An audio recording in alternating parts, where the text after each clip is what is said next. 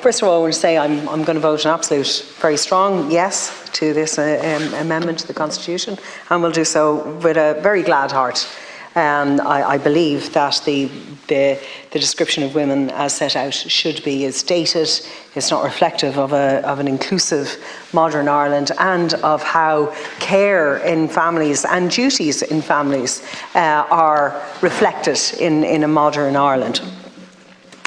Let's look at what a no vote will do. A no vote will leave it in there, a piece of the Constitution that has actually no material effect on people's lives. So we'll have a completely not fit for purpose, redundant piece of the article in the Constitution that really sets, if you were to look at it on international, and I've looked at constitutions on different countries and adjudicate how their Supreme Court administers it and governments administer that constitution, those constitutions, then you contrast between countries. So if somebody was looking on and looking in, they would think, my goodness, isn't Ireland, for all its pronouncements, it's not a particularly modern state that it believes that women have duties that are particular and need to be preserved and red-circled for being in the home, and that they won't fulfil those duties were they, God forbid, to actually come out and work for a living or give contribution other than in the home.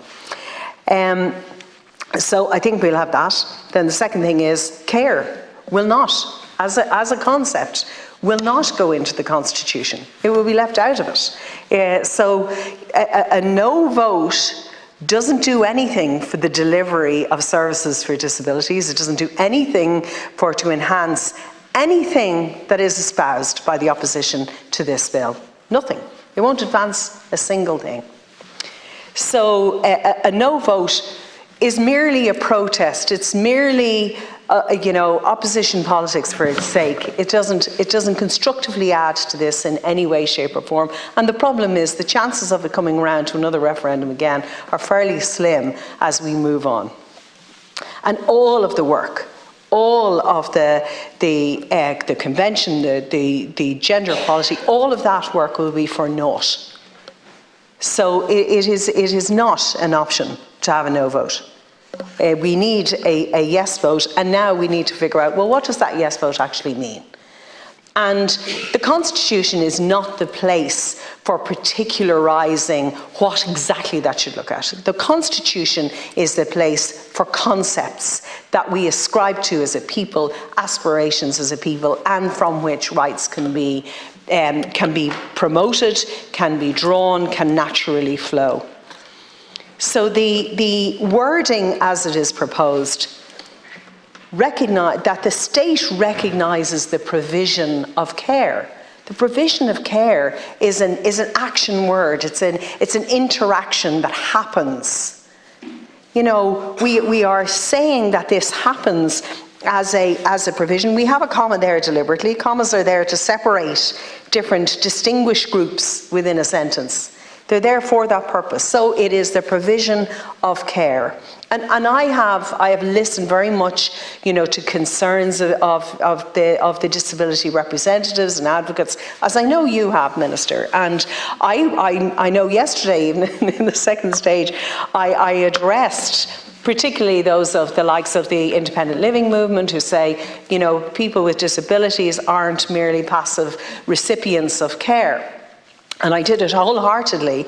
And then you spoke, and then I went home, and having absorbed all of it, you process the stage two, and you look at it and I think, well, hold on a minute.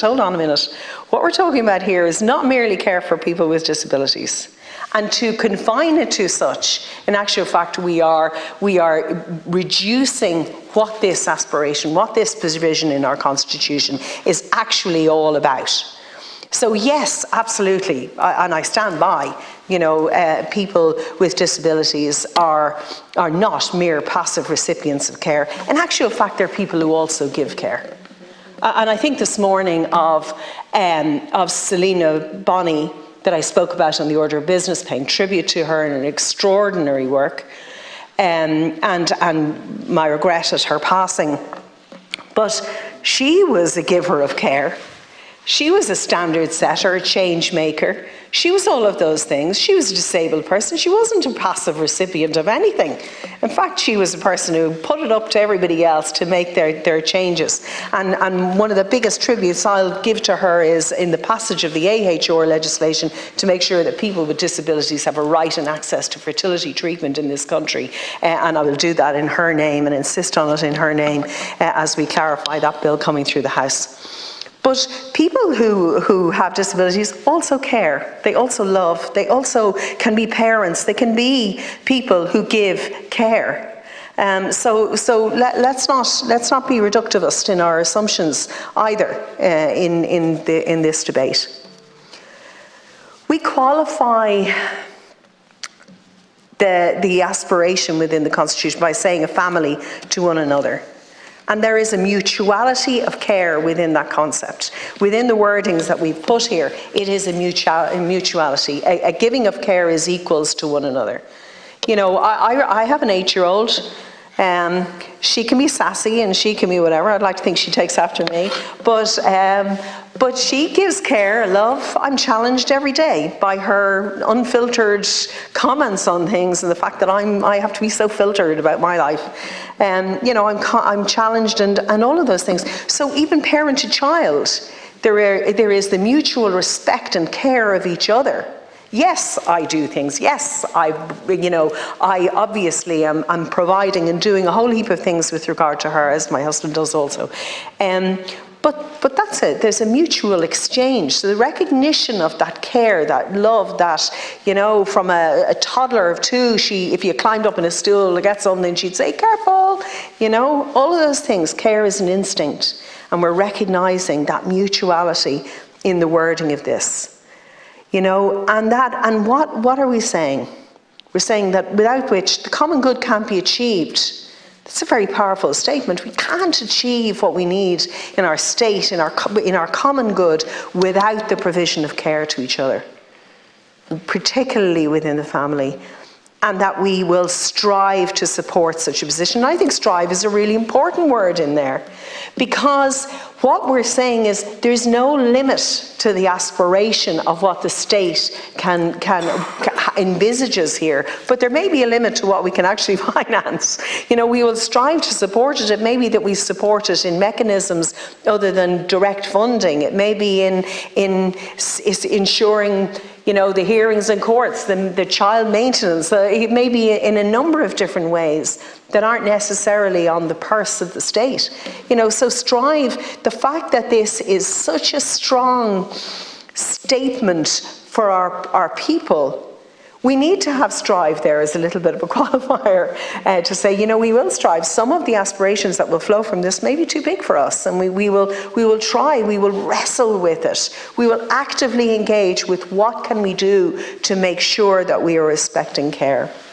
You know, I heard earlier on today, Senator Mullen, I think it was, talked about, you know, that the duties of care and caring, and, you know, that we are reducing what caring is. And I just want to remind him that also in the Constitution is Article 42. And Article 42 begins with, you know, the state acknowledges the primary natural educator of the child is the family and guarantees to respect the inalienable right and duty of parents to provide, according to their means, for the religious, moral, intellectual, physical and social education of their children. So, you know, the provision, the parent-to-child relationship of all that is done is merely, I would wonder what duties actually stands for in the previous one, because that's a really comprehensive provision. So that the description of the relationship is found within those 2 articles and within the new provision that as in the new article and that provision of Article 42. So I think that it's important that we remember that we're not being reductivist in any way, shape or form. I think that, you know, from other things, I do need to acknowledge that while I do disagree with the interpretation, with due respect, Senator Clonan, I do disagree with how far you're taking it, but I completely and utterly agree with the plight of, you know, of parents and the, you know, the family carers. And, you know, I did that lunchtime live with Andrea Gilligan. She's been very good in looking and highlighting and promoting and campaigning for family carers. And you listen to the story today of Gail and her son Luca, and the fact that she's a prisoner in her own home. She has no respite, she's none of the things that she should have, that they changed CHO area last year by moving house, and his care package didn't come across. That the HSE, despite being advocated to again and again and again and again, until in fact Andrea Gilligan sent them an email today, they failed to engage, and they said after today they would. So in that, yes there is a merit, yes there is a truth, that there is an appalling failing in the culture of the HSE, in the manner and in an approach to families who have family members with disabilities and in the care. The idea that they had the gall to go into the court and defend that child in the 60 days off an ED room and say that it didn't cause her any harm is really shocking. It is shocking. Whoever gave that instruction should be sacked. It is a shocking position for the HSE to take. But voting no won't advance that situation. Reviewing the Disability Act to make sure that it has access to services, not merely access to assessment. Looking at the fact that Minister Rabbitte, and presumably you're the one that had to go in and do the arm wrestling with Minister McGrath, but the Minister Rabbitte, in delivering the 15 million that she has for respite care and her three-pronged plan about that, that's what's going to change that. That is what it is, political pressure, but the aspiration of the Constitution won't change that. That's what will do that, and it's already doing it, already bringing about change, already doing those things that need to do. And stories like Gail and Luca today, you know, and others, unfortunately, it is the way of things that we must share, you know, some of our most difficult moments in order to stimulate change. But those situations are ones which, yes, we need campaigns. Yes, we need to. Pardon me, we need to have pressure and keep pressure going. But the change in the Constitution, the recognition of care, the government, the state striving to support such provision, that is what we need to do. That's what we need to support. That's what we need to drive home. So voting no is not an option. It doesn't get us any further along the way. It doesn't do anything productive at all except set us back and set back all the work of NGOs in advocating and in the women's rights over the last number of years. It just sets that back, and it's a slap in the face to the women of Ireland. Who have said, we don't want this in our Constitution. We don't want to be defined. We don't want... The Constitution is not a place to label out individuals. It is about setting out a provision for all our people equally, to make sure that we do that. So I come back to supporting it. A lot has been said. You know, we need to, I'm just checking my own notes to make sure I've covered everything that I thought I wanted to. It is a very good provision. I think that we are being disingenuous to it in actual fact. Approaching, some of the debate here has been to approach it in a mean-spirited way rather to see it as opening up a vista of care and putting it on a standing in the Constitution of our country. And ensuring that it has that place and is at the centre of the Constitution. You know, there are the rights between Article 1 and 44. This is part of that. We're putting it right into the heart of it. We're recognising the fundamental position of care, not in a reductive way, actually in a way that aspires to much more than we can even imagine. And the wording of this does that. It even provides for concepts that we haven't even thought about yet and that may arise. So I congratulate you. I think a lot of hard work went into it and well done. And I would urge people, absolutely, vote yes to this. We need this. We need to get rid of the old one and we need this. We need it. Thank you.